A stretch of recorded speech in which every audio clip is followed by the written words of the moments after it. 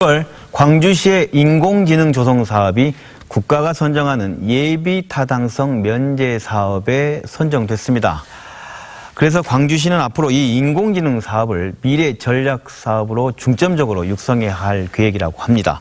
오늘 시사탐구 시간에는 이 인공지능 사업이 무엇인지, 그리고 이 사업의 밑그림을 그리고 있는 분들을 통해서 앞으로 미래를 내다보는 시간을 갖도록 하겠습니다. 인공지능 사업의 밑그림을 그리고 있는 광주과학기술원의 두 전문가분들을 모셨습니다. 먼저 광주과학기술원 인공지능연구소 임혁 소장님 나오셨습니다. 네, 안녕하십니까. 반갑습니다. 네, 반갑습니다.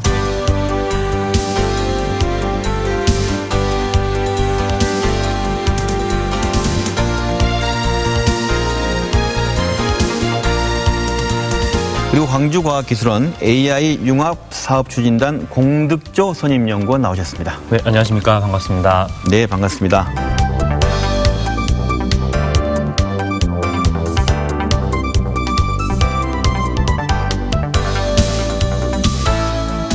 지금 두 분이 관계가 좀 같은 광주과학기술에 나오셔가지고 시청자분들이 어떤 분들이지, 왜 두 분이 같은 데 나왔지 궁금할 텐데 어떤 분들로 서로 소개할 수 있습니까? 먼저 임혁 소장님께서 말씀해 주신다면. 네, 광주과학기술원에 인공지능 사업 추진단이 만들어져 있고요. 네. 이 추진단을 통해서 작년 7월부터 금년 2월까지 본 사업에 대한 기획이 있었습니다. 네. 제가 그 기획 책임자를 맡았었고요. 네. 같이 함께한 공득조 박사께서 그 다른 실무들을 같이 하는 리드하는 역할들을 맡아주셨습니다. 인공지능이라는 게 무엇인지부터 이야기를 좀 나눠봤으면 좋겠습니다. 실생활에 어떤 것들이 지금 인공지능으로 되고 있는지 좀 설명해 주신다면 어떤 게 있습니까? 가장 먼저 우리 생각할 수 있는 것은요. 인공지능 스피커 있지 않습니까? 인공지능 스피커. 네. TV를 켜줘. TV를 꺼줘. 오늘 날씨는 어때? 네. 라고 하는 사람의 말을 기계가 인식을 하고 그 인식한 걸 가지고 답을 스스로 찾고 그 답을 알려주는 그런 것들이 이제 인공지능이 활용되는 그런 기술이라고 볼 수 있고요. 네. 또 한 가지는 이제 자율주행 자동차. 앞에 차가 있으면 내 속도를 줄여야겠다. 그 다음에 차가 앞으로 끼어들 것 같다. 이제 그런 것들을 알아가지고 사람들이 운전하는 것을 도와줄 수 있는 그런 기술들, 그런 것들이 전부 다 이제 인공지능 기술들이 실생활에서 사용되고 있는 것으로 보시면 될 것 같습니다. 실질적으로 이제 어느 정도까지 들어가고 있냐면 신약 개발이라든지 아니면 의학적으로 어떤 네. 문제가 있는지 예측하고 분석하는 기술들까지 들어가 있습니다. 그래서 신약 기술 같은 경우에는 어떤 물질을 후보군들을 발견을 하고 이럴 때 기존에는 하나하나 임상 실험을 하고 하면서 이제 물질들을 만들어냈었는데요. 지금은 이제 인공지능 활용해서 그런 개발 기간도 좀 단축을 많이 시킬 수 있고, 그다음 예산도 절감할 수 있고, 그리고 훨씬 더 이제 정확도를 높일 수 있다는 점에서 이제 신약 개발도 많이 이루어지고 있고, 또 환자 맞춤형으로 또 신약을 개발을 해주는 경우도 있습니다. 그래서 그런 것들이 계속 활발하게 움직이고 있고요. 실제로 의사가 있던 여러 가지 또 기능, 그리고 그 밖에 진단 기술들도 다양한 방면에서 이렇게 인공지능이 응용되고 있다, 그런 말씀인 거네요. 네네. 최근 광주뿐 아니라 다른 지자체에서 이 인공지능 산업을 육성하게 한 곳들이 있을 것 같기도 하고요. 그 얘기에 대한 답변하고, 그만큼 미래 산업으로서 중요한 이유가 뭘까가 또 궁금합니다. 어떻게 얘기해 주실 수 있으실까요? 네, 다른 지역에서도 지금 인공지능 전국적으로 또 전 세계적으로 인공지능에 대한 투자가 활발히 이루어지고 있습니다. 특히 네. 국내에서도 지금 굉장히 활발히 이루어지고 있는데요. 굉장히 중요한 점은 광주시가, 우리 시가 네. 가장 가장 앞서가고 있다는 점입니다. 광주시가요? 네, 왜냐하면 네. 지금 저희가 당초에 1조 예산을 기획을 했었고요. 지금 이제 확보된 게 약 4천억. 이 되는데요. 네. 그 정도의 규모의 인공지능 투자는 우리나라에서는 광주에 처음 이루어지고 있습니다. 광주시가 신청한 인공지능 기반 사업과 광융합산업 플랫폼 사업 가운데 인공지능 분야가 예비 타당성 면제 사업으로 선정됐습니다. 1, 2단계로 나눠 추진되는 이 사업에는 1단계로 2024년까지 4천억 원가량이 투입돼 창업 생태계를 갖춘 인공지능 중심단지가 조성됩니다. 제대로 될 경우 1000여 개의 창업과 2만 7천여 명의 고용 효과가 예상된다는 게 광주시의 분석입니다. 그래서 저희 광주시가 가장 먼저 앞서가서 대규모의 투자를 처음 하는 그런 시작하는 지자체다라고 이해하시면 될 것 같고요. 다른 지자체도 이거 중요성은 알 텐데 우리가 가장 앞서가는 곳이라고 하는데 어떤 차이가 있는 건가요? 어떻습니까? 저는 사실 의지라고 생각을 합니다. 그래서 일단 예타 면제를 가져가는 것 중에 가장 중요한 것들이 있는데 대부분의 지자체들은 이제 도로라든지 SOC 사업에다가 중점적으로 이제 예타 면제를 신청을 했고요. 흔히 말하는 우리 하드웨어 쪽에. 그렇죠. 저희도 사실은 인프라죠. 어떻게 보면 과학기술 인프라인 건데요. 네. 이제 보통 도로나 철도나 이런 것들보다는 좀 더 긴 텀에서 롱텀에서 이제 먹고 살 거리에 대한 인프라를 제공을 했다라는 거에서 의미가 크다고 생각을 합니다. 그래서 그런 부분들은 조금 더 깊게 살펴보면 이제 인공지능이라는 애가 아까 전에도 말씀드렸다시피 어떤 전문가를 만들어내는 거거든요. 어떤 전문 서비스를 만들어내고 그렇다는 얘기는 결국엔 융합으로 갈 수밖에 없습니다. 그러니까 뭐 자동차랑 인공지능이 가든지 아니면 AI랑 인공지능이 같이 가는 거죠. 점점 그런 것들을 플랫폼 위에다 계속 쌓아가야 되는 과정이기 때문에 기존에 광주가 가지고 있던 지역 주력 산업에다가 IT가 아니라 굳이 IT가 아니라 기존의 전통적인 제조업 같은 경우에도 AI를 집어넣을 수가 있고 탑재를 해서 기존에 침체되어 있던 거에 활력을 제공해 줄 수 있다고 그렇게 생각을 합니다. 네, 말씀 들어보니 우리 광주가 이걸 가장 선도하는 곳이 먼저 앞서가는 쪽이 됐다는 말씀이네요. 그렇다면 이제 시청자들에게 이 광주가 선택한 예비 타당성 사업 면제 사업으로 우리는 이걸 하겠습니다 해가지고 받은 거 아니겠어요? 아까 말씀 1조였는데 지금 뭐 4천억. 좀 더 구체적으로 좀 얘기해 주면 좋겠어요. 먼저 그 AI 인공지능 중심 집적 단지 조성 사업, 말도 어렵네요. 이게 지금 이게 뭡니까? 인공지능을 가지고 이 지역에 일자리가 만들어지고 경제 활성이 되려고 한다면 네. 그 클러스터라고 하는 개념, 그러니까 그 안에서 연구도 있어야 되고요, 교육도 있어야 되고요, 창업도 있어야 되고, 그다음에 기업 지원도 있어야 되고요. 그런 여러 가지 복합적인 기능들이 한 곳에 모여 있어야지만 그게 시너지를 만들어서 결국은 산업을 일으킬 수 있고 자생적인 그런 단지로서의 역할을 할 수 있다라고 좀 생각을 했습니다. 그래서 지금 저희 사업에다가는 그런 방금 말씀드린 연구에 대한 부분도 있고요. 그다음에 교육, 창업, 그리고 이것들을 다 가능하게 하는 어떤 인프라들, 특히 저희가 여기에다가 하고 싶어 하는 것 중에 하나는 데이터 센터가 있는데요. 데이터 센터? 그거는 이제 인공지능을 가지고 많은 데이터들이 있으면 그 데이터를 처리할 수 있는 그런 어떤 공장이라고 보시면 될 것 같습니다. 그 굉장히 데이터가 많기 때문에 그걸 처리하기 위해서는 굉장히 성능이 좋은 컴퓨터들의 어떤 그룹이 있어야 됩니다. 네. 그게 데이터 센터라고 저희가 이야기를 하고 있는데요. 그게 지금 우리나라에는 아직 존재하지 않습니다. 그래서 이게 광주 지역에 처음 만들어지는 것이고요. 그러니까 데이터 센터라고 하면은 데이터도 좀 어려울 수 있고 센터라는 것도 어려울 수 있고 아까 공장이라고 표현을 해주셨는데 데이터가 한마디로 재료입니다.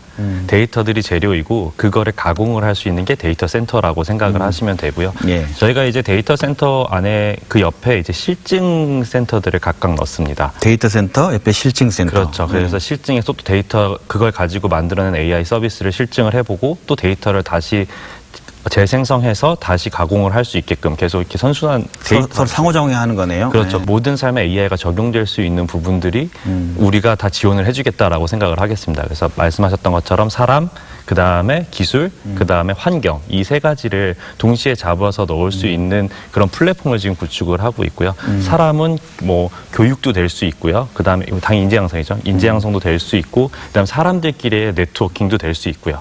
그 다음에 기술 같은 경우에는 AI를 한번 해보고 싶은데 기술이 없는 경우에는 기술을 서포팅을 해주고 있는 기업들이 같이 뭉쳐서 서로의 기술을 나눠 가질 수 있는 것들, 뭐 그런 것들이 기술 부분이 되고요. 환경 부분이 지금 아까 말씀드렸던 인프라 같은 부분들입니다. 그래서 뭐 물리적인 환경, 그다음 제도적인 환경 이런 것들을 지원을 해주겠다. 그래서 데이터 센터는 물리적인 환경 안에 들어가는 거고요. 그다음 제도적인 것들은 이제 창업 지원이라든지 아니면 저희가 지금 만들고 있는 데이터 센터를 규제 샌드박스나 이런 것들을 지금 가져가고 있습니다. 그래서 그런 제도적인 환경까지도 같이 가져가서 저희 클러스터 단지가 정말로 AI를 가지고 뭔가를 해보기에 아주 좋은 적합한 단지로서 저희가 지금 기획을 하고 있습니다. 지금 이제 10년간 앞으로 당장 언제부터 어떻게 되는 겁니까? 이 사업이 지금? 이 사업은 내년 2020년부터 시작을 해가지고요. 네. 5년 동안 이제 진행되는 그런 사업이라고 생각하시면 될 것 같습니다. 5년간 방금 말씀하신 4,061억 원이 투자가 될 계획입니다. 광주 전남이 갖고 있는 특성이랄까요? 비교 우위랄까? 인공지능 조성 사업을 하기에는 좀 이게 더 낫다는 호소할 때 그런 장점이라는 게 있었습니까? 어떤 차이가 저희가 이걸 그냥 우리 단독으로 했기 때문에 된 건지 아니면 뭔가 우리 지역은 현재 낙후돼 있지만 이런 부분에서는 가능성이 있었다는 그런 판단이 있었던 겁니까? 어떻습니까? 저희가 이제 인공지능 중심의 단지를 만들 때요 여러 가지 전략들을 가지고 있었습니다. 그 중에 한 가지는 광주가 가지고 있는 장점도 있고 단점도 있습니다. 장점 중에 이제 하나라고 생각했던 것 중에 하나는 네. 이 지역에서 지금 가지고 있는 산업 인프라가 있습니다. 그러니까 국가에서 R&D로 굉장히 많이 투자가 이루어지고 있거든요. 근데 네. 생각보다는 그 투자에 비해서는 그게 경제에 도움이 된다든지 일자리를 만든다든지 그것들은 굉장히 좀 그렇죠. 좀 더 못 느끼고 개선돼야 될 있어요. 필요가 있습니다. 그래서 저희가 생각한 것은 국가에서 투자가 이루어질 때 그 투자가 지역의 산업과 연계가 될 수 있어야지만 그게 결국은 일자리를 만들어주고 또 그 기업들이 성장할 수 있겠다라고 생각을 했고요. 네. 그래서 그렇다고 한다면 광주에는 어떤 장점이 있나 생각을 해보니까 그게 궁금해요. 네. 네, 광주는 이제 저희가 통계자를 보니까 광주에 굉장히 젊은 인구들이 되게 많이 있습니다. 그리고 전남 같은 경우에는 노령화된 인구들이 되게 많이 있고요. 그래서 굉장히 좀 다양한 그런 인구 분포를 가지고 있고요. 네. 거기서부터 얻어올 수 있는 어떤 독특한 그런 데이터들이 있습니다. 그래서 그 데이터들을 활용을 해야겠다. 그 데이터를 가지고 의료, 특히 이제 고령화 사회에 대비한 그런 쪽에 AI를 접목해야겠다. 그리고 그런 데이터를 모으는 것은 광주 지역이 충분히 잘할 수 있겠다. 이 생각을 하게 된 겁니다. 네.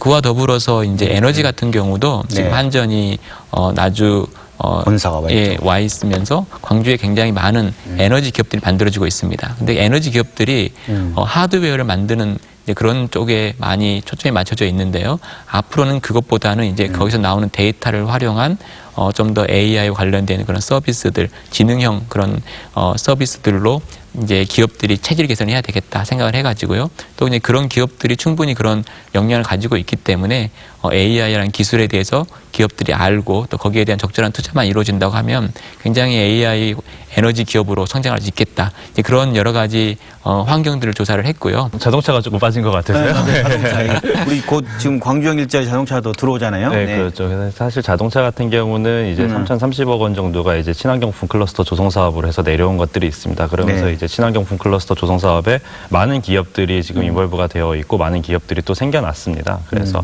그런 지금 현재로서 자동차 부품들, 자동차도 굉장히 지능화가 많이 되고 있습니다. 아까 전에 그 자율주행 자동차도 말씀하셨고, 그 다음에 특히 전기 자동차 이렇게 가기도 하고 있고요. 네. 그 다음에 또 하나는 이제 테슬라 같은 경우에도 되게 많은 서비스들이 그 안에 들어가고 있습니다. AI 서비스들이.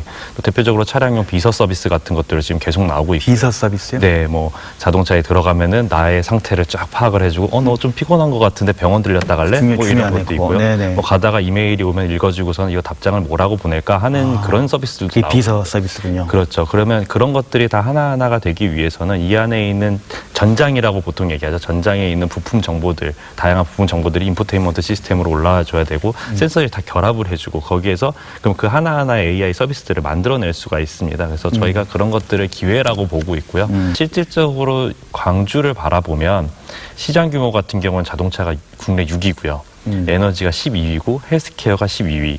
뭐 기업 규모도 자동차가 11위, 에너지가 11위, 헬스케어도 9위 뭐 이렇게 돼 있습니다. 높지 않네요. 네, 사실은 중하위권에 있습니다. 그럼에도 불구하고 저희의 주력 산업은 또 맞습니다. 광주가 가지고 있었던 장점이자 단점이라고 얘기를 한다면 지역의 산업은 있지만 침체되어 있다라는 거고 그런 부분에서 AI가 들어가게 되면 지금 있었던 침체되어 있던 기업들이 활력을 불어넣을 수 있고 그다음에 새로운 시장으로 더 커질 수 있지 않겠느냐 그런 기회라고 생각을 합니다. 네, 교수님 생각 어떻습니까? 지금 인공지능 관련돼 있어서 굉장히 경제가 초기 단계에 있습니다. 투자도 초기 단계에 있고요. 그렇기 때문에 지금 우리나라에서는 어느 지역이라도 AI로 주도권을 가지고 있고 이미 가능성이 많이 있고 투자가 많이 이루어진 그런 지역은 없습니다. 그렇기 때문에 지금 처음 광주가 선제적으로 투자를 시작을 하고 있고요. 그렇기 때문에 충분히 경쟁력이 있다라고 생각을 하고 있습니다. 한 가지 중요한 점은 네. AI라고 하는 것이 이제 어떤 특정 산업이라기보다는 굉장히 다양한 산업에 굉장히 많이 적용되고 있습니다. 그렇지만 생각보다는 뭐 말씀드린 것처럼 번역이라든지 그다음에 이미지를 처리한다 이런 부분에 있어서는 굉장히 많이 기술력 차이가 많이 나고 있습니다. 그렇지만 방금 말씀드린 것처럼 산업적인 측면에서 특히 산업 융합적인 측면에서 방금 저희가 말씀드린 에너지, 자동차, 헬스케어 이런 특정 산업에 있어서는 굉장히 AI의 접목이 이제 시작되고 있는 시점이기 때문에 누가 먼저 거기에 들어가서 데이터를 모으고 기술력을 선점하는 것인가가 굉장히 중요한 시점이고요. 저희가 생각하고 있는 것은 이 세 개 분야에 있어서는 굉장히 우리가 선제적으로 먼저 투자가 지금 할 수 있는 그런 자본이 확보가 되어 있고 여러 가지 사회적인 분위기가 만들어져 가고 있기 때문에 충분히 가능성이 있다고 생각을 하고 있습니다. 광주 지역의 지금 시민들이 광주는 다른 예타 사업들은 다 그 인프라를 했는데 광주는 AI를 선점을 했구나라고 하는 것들을 모두 알고 있습니다.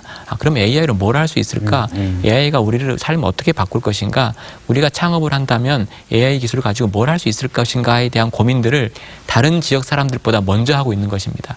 그래서 지금은 투자가 먼저 시작된다라고 확정이 되어 있다는 게 굉장히 중요한 시점이고요. 네. 지금 이 시점, 이런 기회들을 우리가 어떻게 살려갈 수 있을 것인가가 앞으로의 경쟁력을 만들어가는 것이지 지금까지 우리가 AI 분야에 어떤 인프라가 있었는지 그것을 생각하는 것보다는 우리 이후 세대들에게 물려줄 수 있을 것인가 그런 부분을 고민해야 될 그런 시점이 아닌가 그렇게 생각하고 있습니다. 네, 말씀 들어보면 결국 우리가 그 세 가지 산업 분야, 자동차, 헬스케어, 그리고 에너지 이 분야에 대한 것들에 대한 산업 각 지역사회 갖고 있는 그 각 지역이 아까 보수적이라는 말씀하셨는데 그 칸막이를 좀 띄우고 공동체라든가 뭔가 서로 융합할 수 있는 그런 그 소통과 연대 이런 부분도 중요하겠네요. 네, 맞습니다. 제가 이제 계속 말씀을 드리는 것은 지역이 성장하기 위해서 때로는 지역의 대학들, 지역의 연구소들, 지역에 있는 여러 기업들이 경쟁할 때가 있습니다. 서로 경쟁하면서 서로 성장하는 그런 시기가 있을 수 있고요. 근데 제가 지금 생각하고 있는 것은 지금은 같이 함께 힘을 모아야 되는 그런 시점이라 생각하고 있습니다.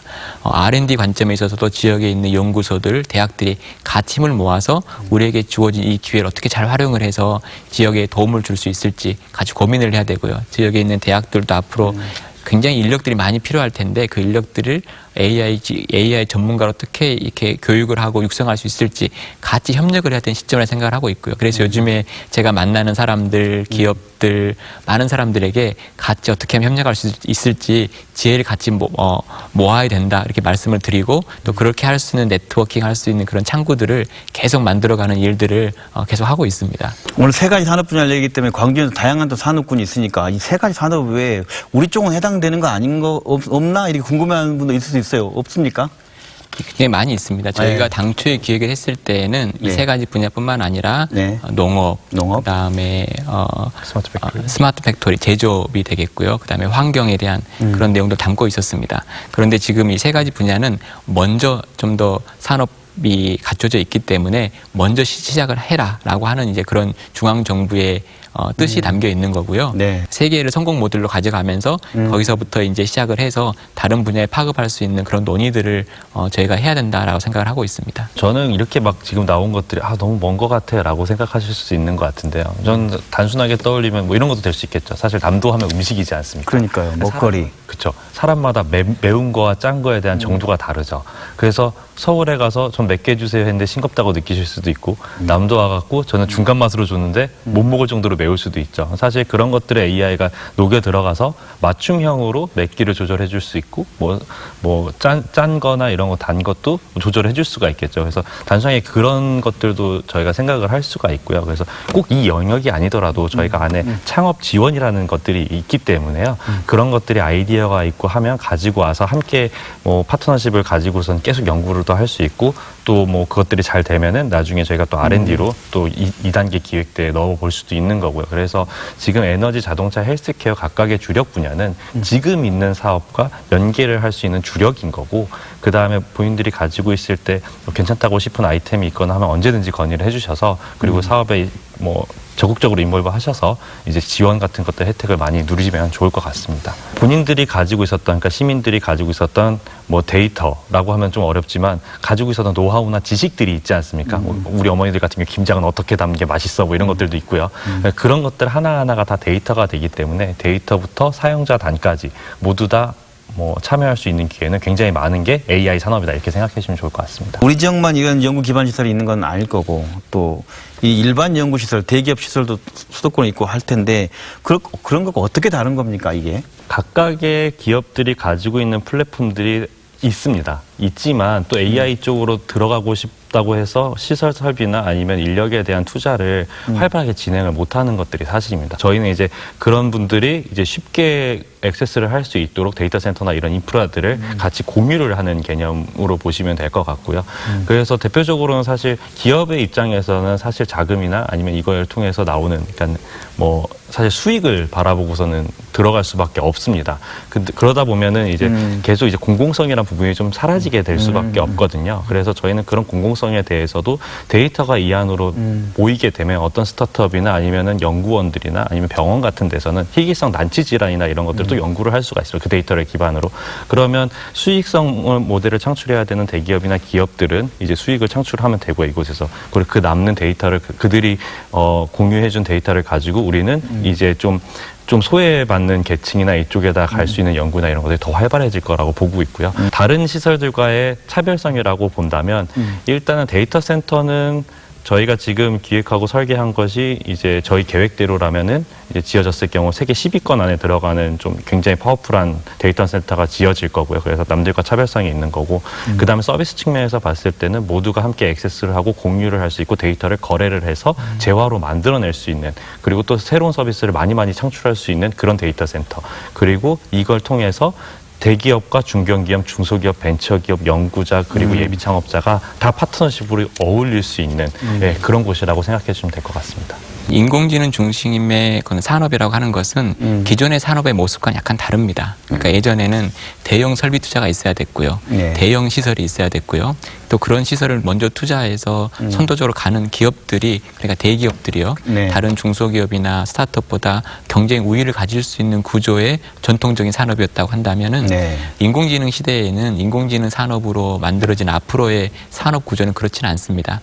그렇기 때문에 아이디어를 가지고 있고 기술을 가지고 있고 또 이런 전문성을 가지고 있는 젊은이들도 창업을 해서 대기업들과 경쟁할 수 있는 그런 방식의 산업 구조로 재편되고 있다 생각을 하고 있습니다. 그래서 중요한 거는 네. 데이터고요. 그 데이터를 어떻게 분석하고 활용을 해서 사람들이 사용할 수 있는 서비스를 만들 수 있는가가 중요한 포인트이기 때문에 그런 부분에 있어서는 기존의 산업들이, 대기업들이 가지고 있는 경쟁력보다는 젊은이들이 아이디어를 가지고 도전할 수 있는 그런 여력이 좀 룸이 많이 있다 이렇게 생각하고 있습니다. 앞으로 이제 지역에 있는 기업들이라든지 여러 창업을 하고자 하는 사람들은 이런 데이터 생태계가 만들어졌을 때 그걸 가지고 내가 뭘 할 수 있을까?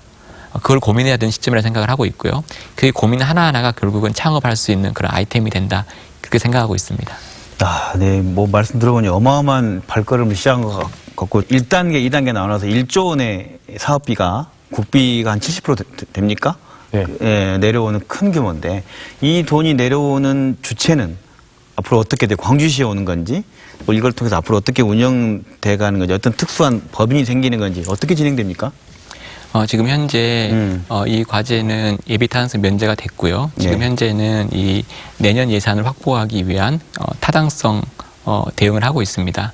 키스텝이라는 기관하고 KDI에서 타당성 조사를 하고 있고요. 네. 그에 대한 대응을 하고 있습니다.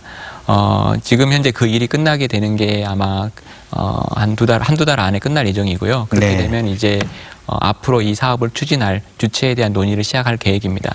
지금 현재 시하고 과기부하고 앞으로 이 사업을 어떻게 끌고 가야 될 것인지, 어떤 조직이 만들어져야 될 것인지에 대한 조율이 진행되고 있고요. 네, 그렇군요. 어떤 방향이 될 것인지 더 구체화되는 건 아마 시간이 필요할 걸 생각하고 있습니다. 그래서 그것들이 구체화되는 것은 아마 금년 하반기 정도 구체화될 걸 생각을 하고 그 조직이 그리고 내년부터 이 사업을 추진해 가는 것으로 그렇게 생각하고 있습니다. 그러니까 아직 이제 예비 타당성 조사가 끝났고 그다음에 이것이 예산을 내리는 게 적정한지에 대한 평가가 아직 남아 있는 건가요? 예비 타당성, 그러니까 경제성, 비시 분석하는 걸 면제를 해주는 거고요. 말이 예비 타당성인 것처럼 본 타당성은 남아 있다라고 생각하시면 될 것 같습니다. 본 타당성에 통과해야지만 예산이 확정이 된다라고 보시면 될 것 같고요. 지금 그 본 타당성이 진행 중이고 그 타당성 결과가 조만간 나올 것으로 생각하고 있습니다. 현재 상황에서 사업 추진을 위해 가장 큰 과제, 예를 들어 뭐 정부의 규제 자유 특구 지정을 요청했다는데 이게 왜 필요한 건지를 포함해서 가장 큰 과제는 어떤 게 있습니까? 우리가 데이터를 가지고 뭔가 비즈니스를 만들고 서비스를 만들어야 되는데 이 데이터를 활용한다는 것이 굉장히 제약이 많이 있습니다. 왜냐하면 개인 정보를 담고 있는 민감한 정보일 수 있기 때문에 네. 국가에서 굉장히 그런 규제를 하고 있습니다. 그래서 데이터를 활용하는 것 자체가 굉장히 어렵습니다. 그렇기 때문에 데이터를 활용을 하면서 서비스를 만들면서도 그런 법들의 규제를 좀 더 완화할 수 있는 그런 방법들에 대해서 중앙정부에서 노력을 하고 있고요. 지자체에서 노력을 하고 있습니다. 그래서 이 단지 안에서는 여러 가지 좀 더 도전적이고 창의적인 일들을 하는데 시도를 해볼 수 있는 그런 환경을 만들어야겠다라고 하고 있는 것이고요. 그래서 그런 노력들이 굉장히 활발히 이루어지고 있고요. 그런 내용들이 좀 더 구체화될 수 있을 것으로 생각을 하고 있습니다. 그러니까 실질적으로 봤을 때는 크게 두 가지 문제가 있는 것 같습니다. 하나는 데이터 센터가 조기 완공이 되어서 그래서 실질적으로 빨리 기업들이 이 안으로 유치가 되고 그다음에 실질적으로 아까 전에 단장님께서 말씀하셨던 것처럼 이제 뭐 시민들이 고민을 하고 있거나 아이디어를 내거나 이거 AI로 어떤 걸 해보지 하는 것들을 빨리빨리 적용을 해볼 수 있고 시험해 볼 수 있는 그런 공간이 빨리 마련이 돼야 된다라고 생각이 들고 있고요. 두 번째로 환경 부분에서는 규제 자유특구가 조속히 또 진행이 돼서 기업들이 유인할 수 있는 유인책으로서 역할을 해야 되지 않나 이렇게 생각을 하고 있습니다. 마지막 말씀을 한 말씀 해주셨으면 좋겠습니다. 이 인공지능 사업에 대해서.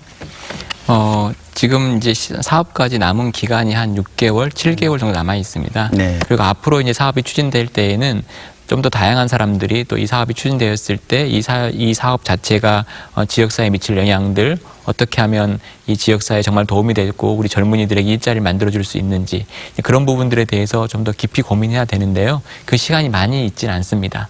그래서 많은 사람들이 지역 사람들이 실제로 이 일에 참여하고 더 관심을 가지고 더 같이 고민하고 그렇게 해서 좀 같이 힘을 모을 수 있는 그런 시간들이 앞으로 필요하다고 생각을 하고 있습니다. 그래서 아마 그런 부분에 있어서도 방송의 역할도 또 중요하지 않을까 그렇게 생각합니다. 저는 이 사업이 진짜로 성공하기 위한 거는 성공 요인 중에 가장 중요한 것 중에 하나가 모두가 한 마음이 되는 게 가장 중요하다고 생각을 합니다. 그래서 이 사업이 정말로 성공을 하는 거에 우리가 목표를 두고 사업이 성공하기 위해서 노력을 했으면 좋겠습니다. 그래서 뭐 지금 당장에 보이는 그 지금 뭐 4,061억 그 중에서 뭐 R&D라든지 창업지원 이 돈은 그렇게 크지가 않습니다. 그거를 바라보는 게 아니라 그 이후에 5년 후, 10년 후, 20년 후에 이 광주 지역이 정말로 변화할 모습을 바라보고 함께 고민하고 함께 기획하고 앞으로의 일들도 함께 논의하는 그런 좀 발전적인 방향으로 저희가 하나 됐으면 좋겠습니다.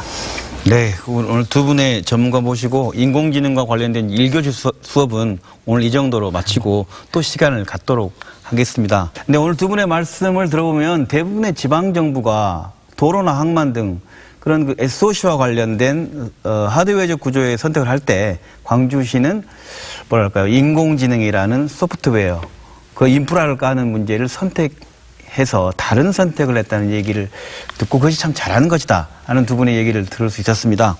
이 같은 선택이 민주평화, 인권도시 그리고 예양으로 불리는 남도가 더욱 발전하고 앞으로 우리나라 성장에도 좀 도움을 주는 자부심을 갖는 기회가 됐으면 하는 생각을 가져봅니다. 김낙곤의 시사본색에서는요, 앞으로 이 인공지능과 관련된 문제를 계속해서 얘기를 들어가면서 우리 지역 미래를 그려보는 시간을 갖도록 하겠습니다. 오늘 말씀 두 분 감사합니다. 네, 감사합니다. 고맙습니다.